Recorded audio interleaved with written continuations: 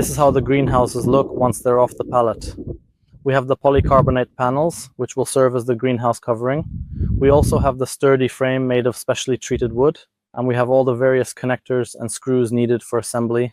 Everything is precisely laser cut and carefully shaped on a bending machine, and it's all thoroughly rust-proofed.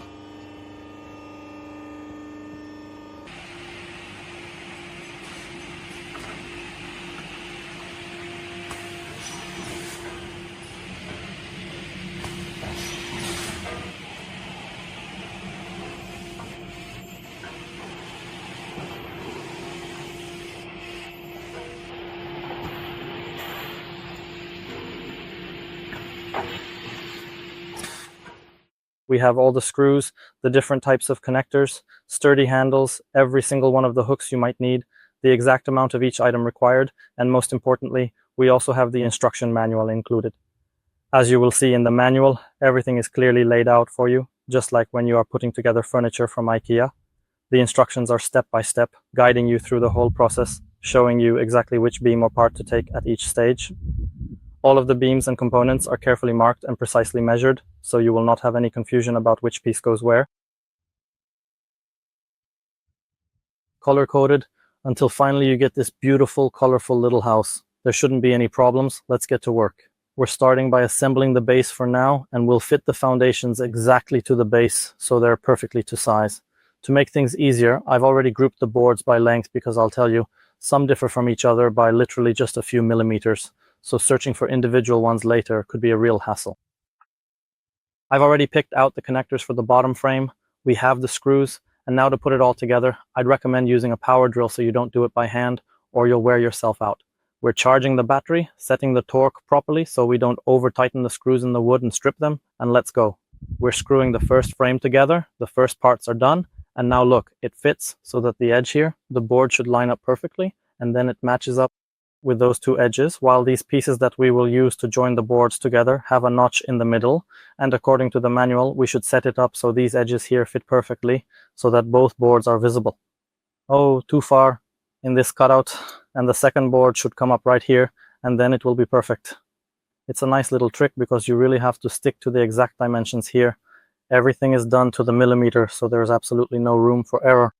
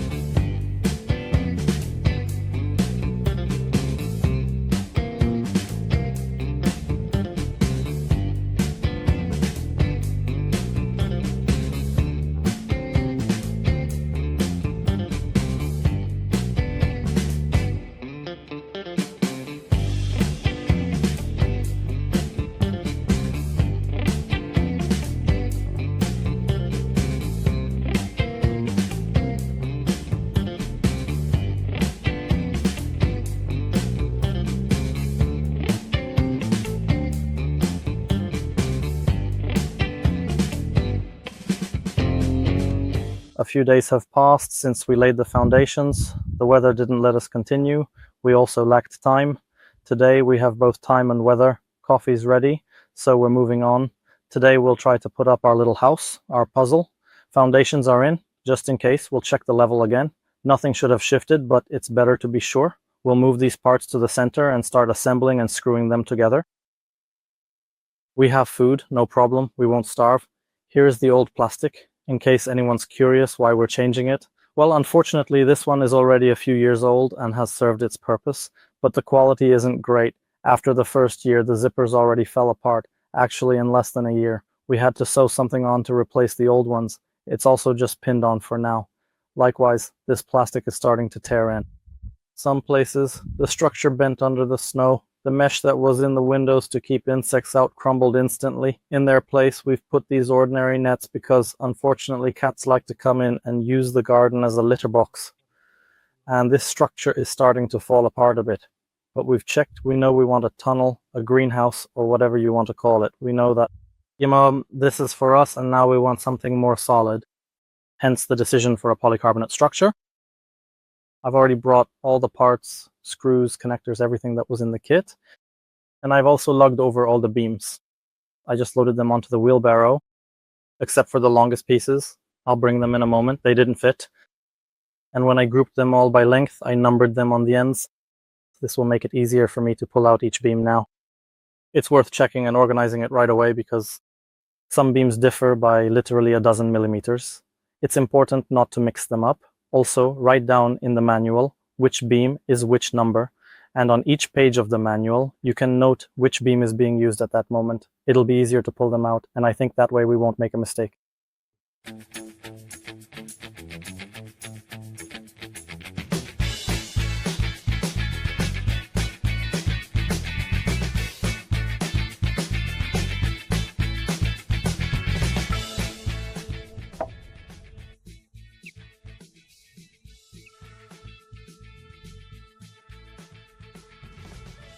The most important thing to remember here is that this needs to be perfectly centered. If it is not, even by a little, the whole thing can end up looking off or not working right. So take a moment to make sure everything is lined up exactly as it should be before you move on. Listen, you really have to follow the instructions closely, step by step, and pay attention to every detail. Even a brief moment of inattention can cause you to make a mistake, and that can be a real hassle to fix. For example, I was not careful enough and ended up screwing the corner on the wrong way. It was frustrating and meant I had to undo my work and start over. So stay focused, double check your work, and take your time to avoid making the same mistake I did. And now something doesn't fit. This is something that can easily happen, especially if you're not paying close attention. So you really have to focus on the manual, making sure to read each step carefully and check every detail as you go. Focusing and assembling isn't really hard, but it's surprisingly easy to get distracted. Just a moment of inattention, maybe you look away or misread a step, and suddenly you end up with these issues, parts that don't fit or something in the wrong place. So in this situation, we need a mirror image of that one, so it will be like this. If you manage to avoid these mistakes, that's great, but if not, don't worry. It happens to everyone. Just take your time, double check what you're doing, and you'll get it right. If you set the foundations diagonally, making sure they are positioned to exactly the same dimension, you'll get perfect right angles on the legs. Of course, this assumes that the beams were actually cut to the same length. This beam here was cut to match that foundation one, and the same goes for this one at the start. If the diagonals are set perfectly, you'll have right angles. And if the beams were straight, you can adjust the structure to the foundations. In my particular case, the structure actually sticks out by about a millimeter or two past the edge of the beam. So, when the polycarbonate sheet goes on top, it should slightly overlap the beam, just a little bit. I hope there is enough polycarbonate material to cover everything properly. This way, water will be able to flow past the beam rather than seeping between the beam and the structure. To screw the structure together and also to attach it securely to the foundations, I'm going to use longer screws so that they go at least 5 centimeters deep into the wood below. I think that using 3 screws for each connection point should be sufficient, but I will check as I go along. One another in the middle, and a third for each of these sections will be more than enough. Now here's another moment where you really need to focus on the instructions. We're going to attach these parts, but notice that they're flat on one side and have a protruding edge on the other. So check the manual for the correct orientation so you don't end up doing the work twice. For now, I'm setting the posts at the bottom and using just one screw so I can still move them around.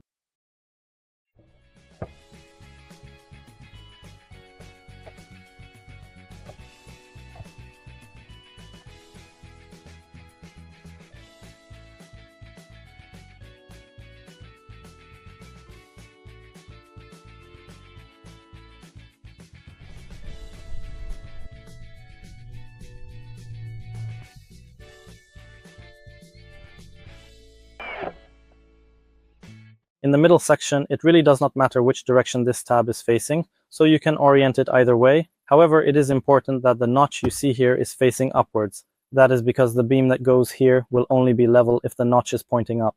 If you put it the other way, the beam will be slanted. All the corner tabs, as well as these, must always face upwards.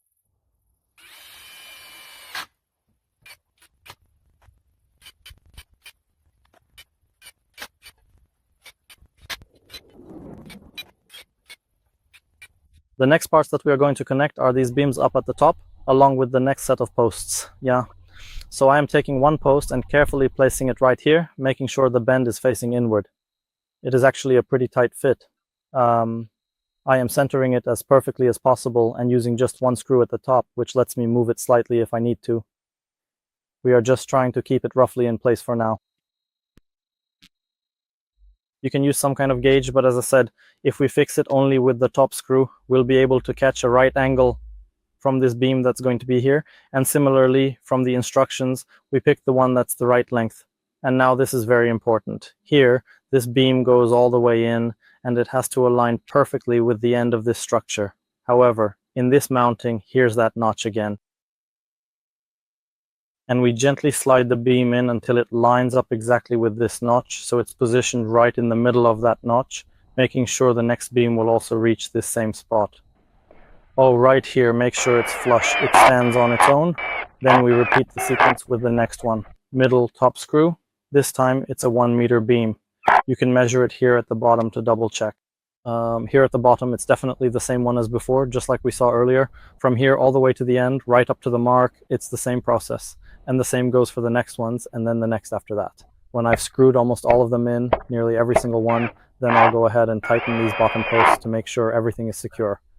The camera battery died, so for now, it's going on the tripod just to keep things steady. I really don't feel like pulling out a cable at the moment, since it's a bit of a hassle. Luckily, we have a power bank handy, so we can keep filming without any interruptions. This should make things a lot easier as we continue working on the project. I'll tell you, it's honestly a pretty cool thing to have, and it can really make your life a lot easier. Just recently, I even managed to start my car with it, a 2-liter diesel no less. The battery had died, and I needed to get going quickly, but there was nowhere to get any power from at all. I hooked it up without any problem whatsoever. That's why, for a while now, you won't see any head-mounted shots. There'll only be shots from the tripod.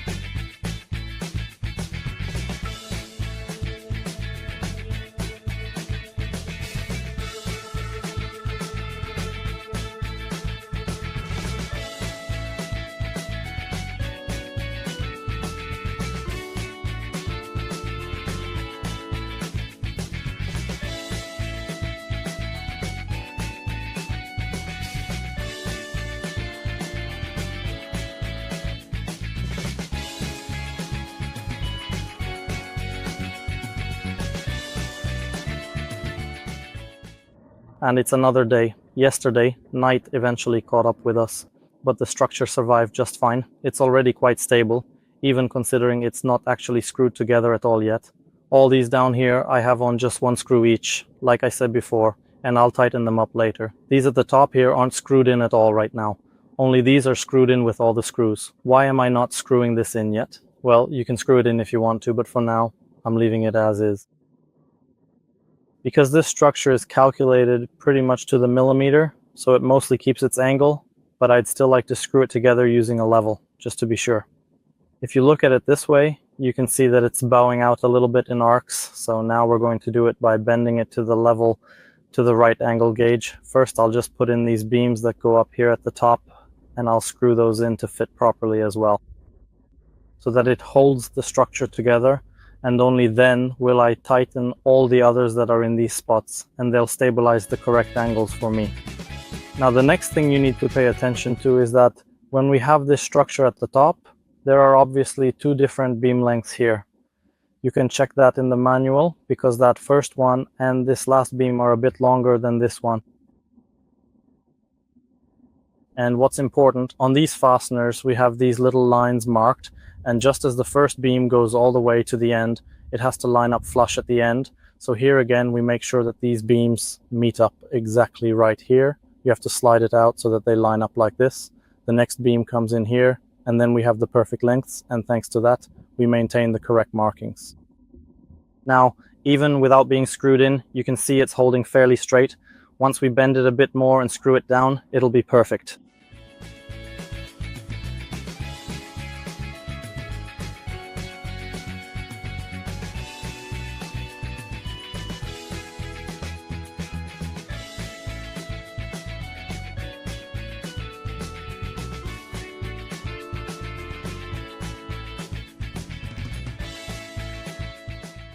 And now, something from the series of various gadgets and handy tools that my wife really dislikes. Whenever I'm out at a store and I see something fairly interesting, I want to buy it, and she says to me, "What do you need that for? This or that won't be useful." And I say, "It's fine, its time will come."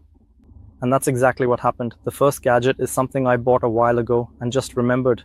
Too bad it was halfway through the job. It's a magnetic wristband. You put it on, it has lots of magnets, and it also has these holders like an elastic band for bits. You can attach a lot of them. On my right hand, because I am right-handed, I always use the drill in my right hand, and I keep the screw in my left. This way, you do not have to go back to the box for every single screw. This is the very first handy tool that just came in handy for me. And the second handy tool is this Marvel, a right angle bit attachment that you also put into the drill. And thanks to that, you can manage in various hard-to-reach places. I have just such a spot right here. There's no way I could get in here with the drill without this attachment, but with this, here you go. In a moment, I'll put the camera on my head and you'll see how it works in practice. It might not be super comfortable because you can't apply much pressure, but for this job, it's perfectly sufficient.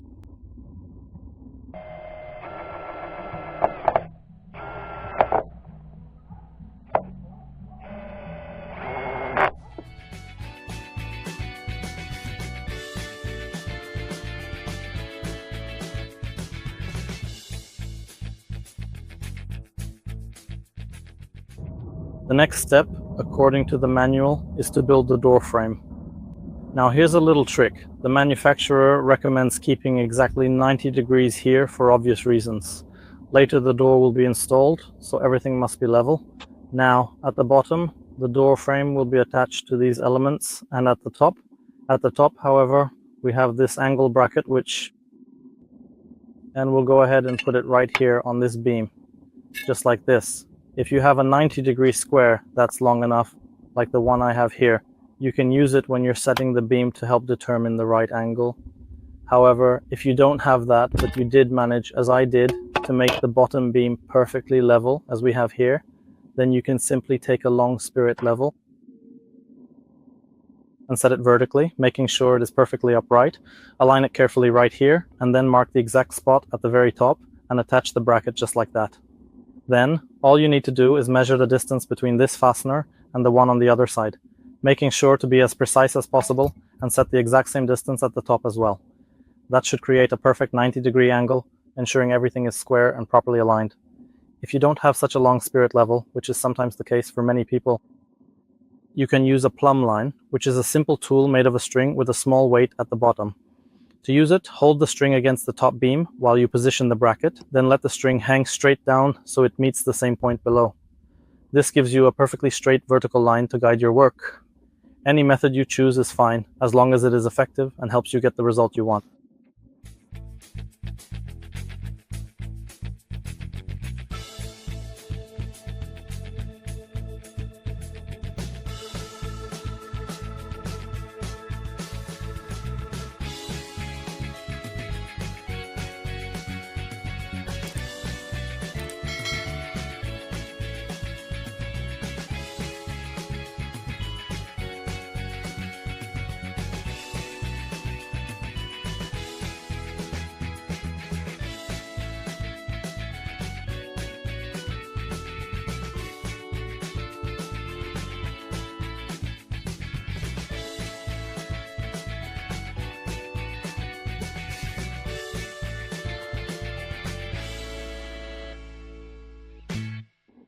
The next elements are these red beams in the drawing, which will go here between these vertical ones and up here between these roof beams.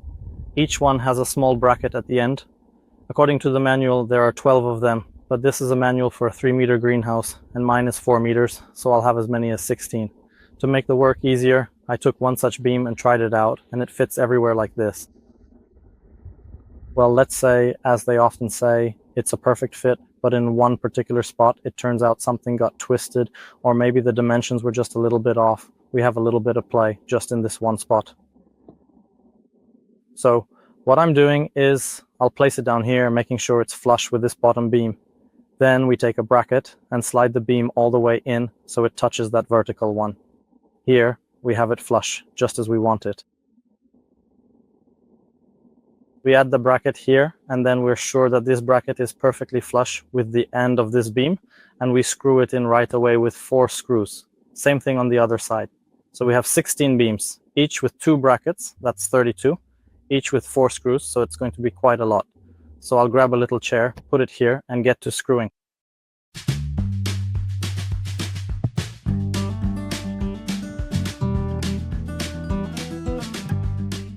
The brackets are already attached. Now we're going to attach them to the frame.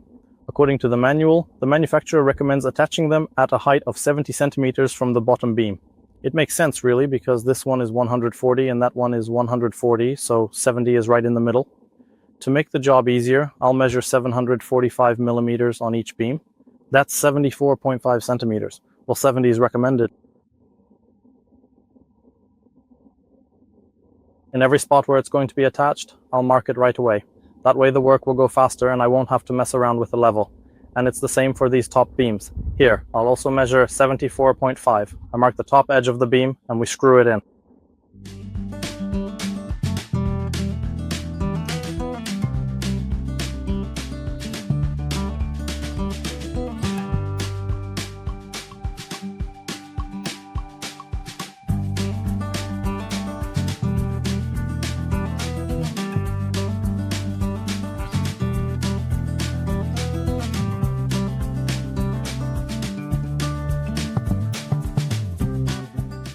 The next element in the manual that we need to look at is the diagonal braces, which are going to go right here between these sides. At this stage, the manufacturer recommends that we make sure the diagonals in this opening are exactly the same length. This is important because it will help ensure that we get a perfect right angle. Right now, I have only fastened all of these posts with 1 screw at the bottom and 1 at the top, so they can still pivot just a little bit, which gives us some flexibility for making adjustments. And now I'll set the diagonals. For now, I'll prepare these pieces from the right boards and using the same bracket that was used here. It'll be attached to the board in the same way. And at this point, it'll go diagonally like this. We'll set the diagonals, and then by shifting the whole structure slightly to one side or the other, because I've already measured it and it's off by about 6 or 7 millimeters. And then we'll screw in these diagonal braces here.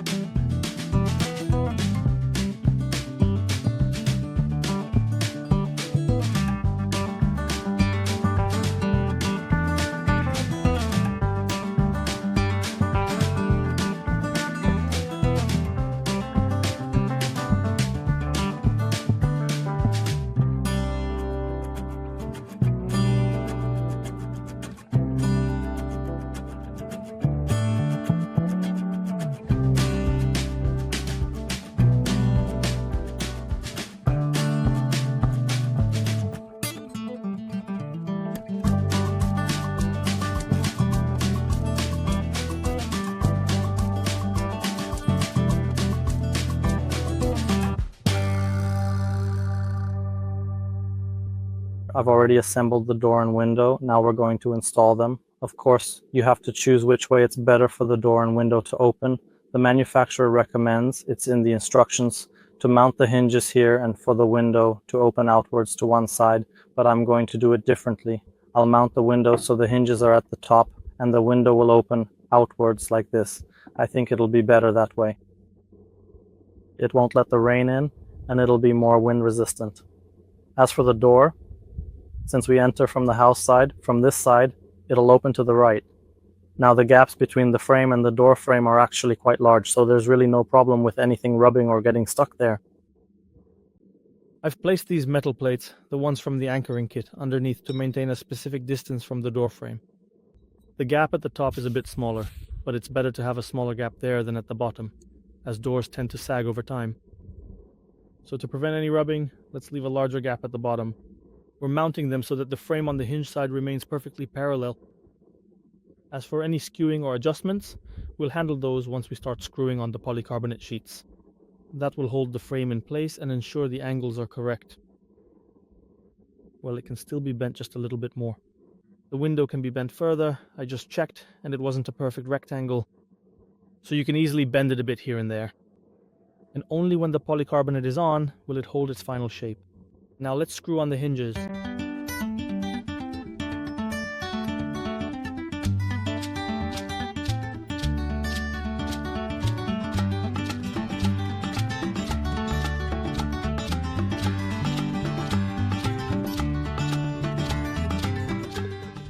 So, as of right now, the greenhouse structure itself is complete.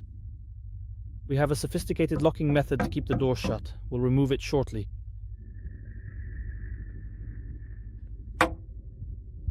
The doors are opening up beautifully right here. Full width. Well, not quite that far, as the polycarbonate will stop them. The window, as I mentioned, I've modified slightly because I want it to open like this. These elements right here. I reworked them because I didn't like them pointing up, so I shortened them slightly so they rest perfectly against this, as measured. And those are my little modifications. They aren't strictly necessary, but I wanted them. Now we'll cut the polycarbonate. According to the instructions, everything is laid out nicely. We have the exact dimensions for the cuts right here. But I'm going to modify this slightly because, by my calculations, there's some leftover polycarbonate waste, which is then used up here at the top, leaving some scraps. Under number 9, it's about 16 centimeters, and here it's even over 20. That's why I want to start with this piece, so when it goes here, it doesn't stick out at the top, since I'd have to trim that waste anyway. And that would basically go in the trash. But I care about this because the polycarbonate layout is designed to fit perfectly to the end of this beam here. But I want the polycarbonate to extend just a bit further, so that water running down the polycarbonate doesn't seep between this beam and our wooden foundation. So I want the polycarbonate to overlap the beam by at least a few centimeters and be screwed into it. This will also stabilize the structure a bit so the wind won't blow it away. No, I'm just kidding, it definitely won't blow away. So I'll want to calculate it so that as much of this polycarbonate as possible remains at the bottom in all these places, at least for the front and back walls, if it works out. Well, it won't work like that here, because the polycarbonate that goes on top comes in sheets like this. It's 6 meters long, and on each side we have exactly 1.49 meters. So actually, once we add these arches and bends, it'll probably fit perfectly. But like I said, there'll be some waste from these front walls. And then first we'll screw on these strips of polycarbonate along these foundations, so they overlap this beam here by about 1 centimeter or 2. And the polycarbonate that will cover this wall will overlap the polycarbonate that will be screwed on here, and it'll drain the same way as roof tiles, so the water will flow over this, flow onto that one, and then drain down below the joint of these two beams. Once I measure everything and calculate how to cut it, I'll give you those dimensions later, if anyone wants to do the same. Because if someone doesn't need it, then at this point we just do it as the factory instructed, and we don't have to think about it or struggle with things not fitting. Well, let's go measure and cut.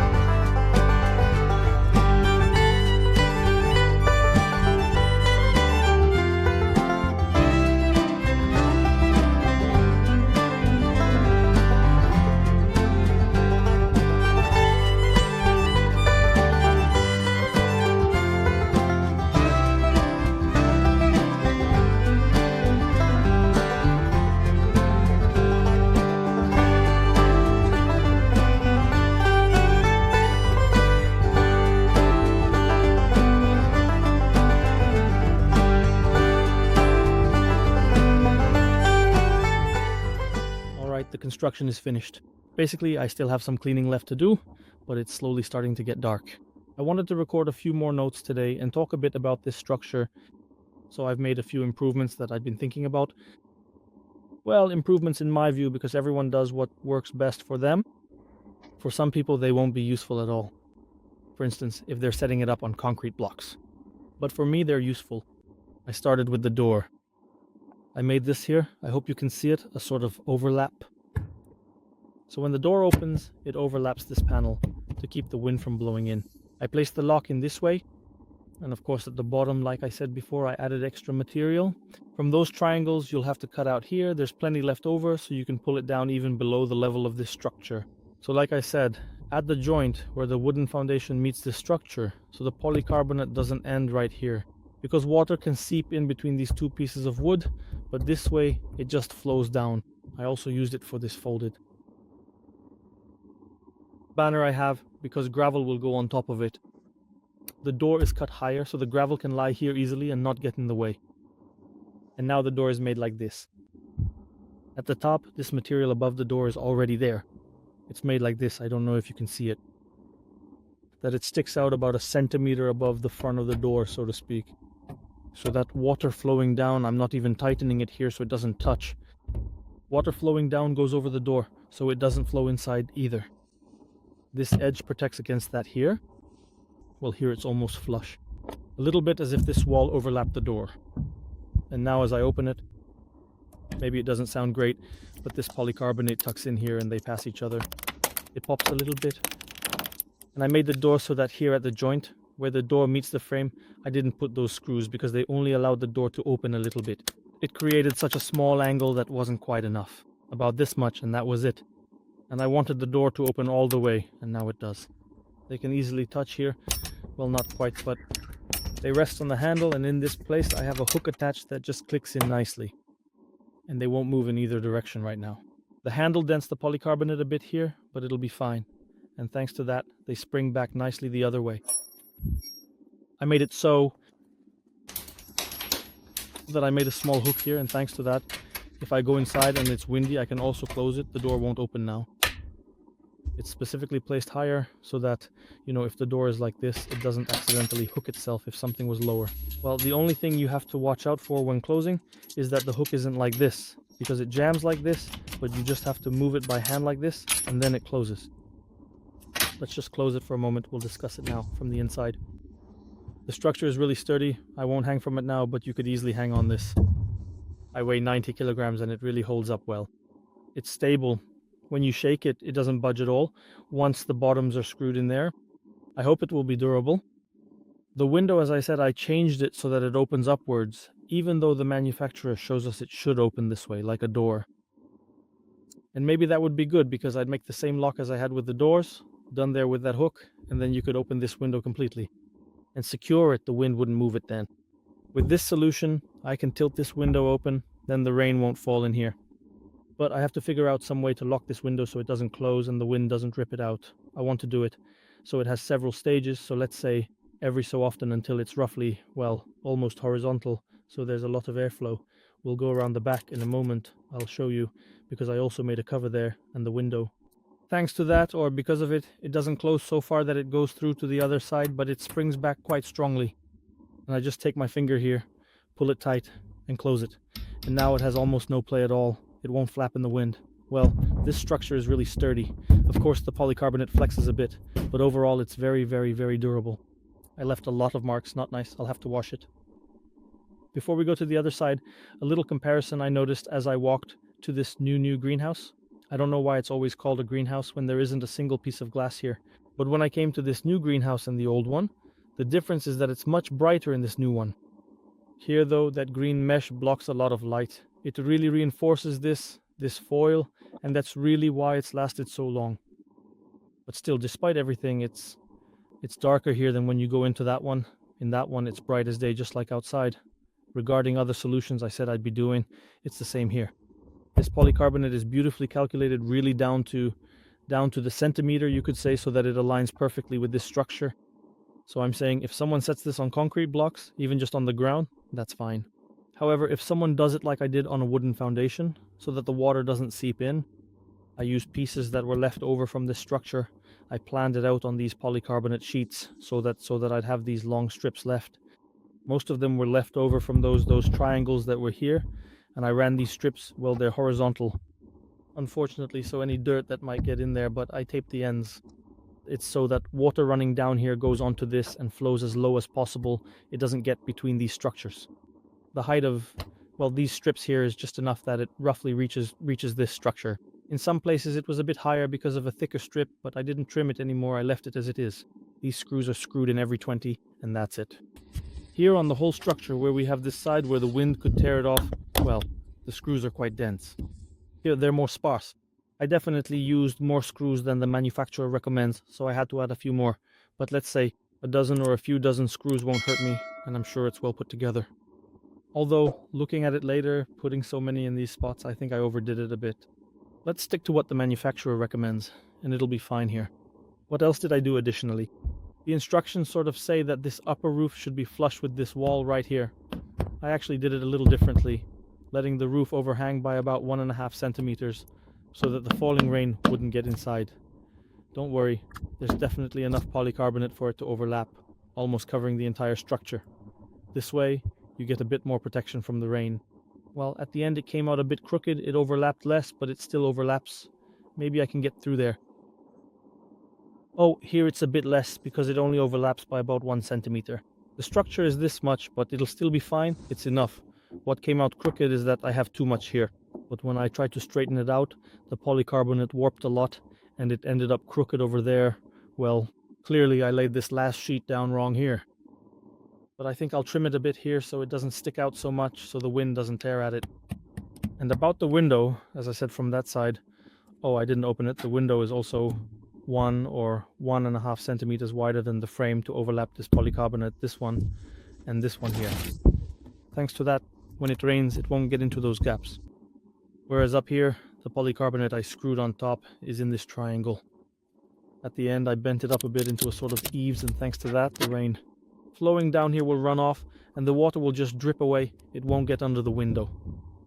And of course, down here, I had to use that right angle attachment for the screwdriver, and the same here. These strips are run all the way down, as low as possible, so the water drains almost to the ground. Here you have a comparison of the old structure to this new one. Well, the new one is definitely taller because the width is almost the same. Well, maybe this one is a bit narrower. But it looks really nice. You can use this wooden structure to make some hooks or something. To hang something, maybe some potted plants too, because it's strong enough, as long as we don't hang really heavy things. So I think if you hang something in this spot, you can easily do that.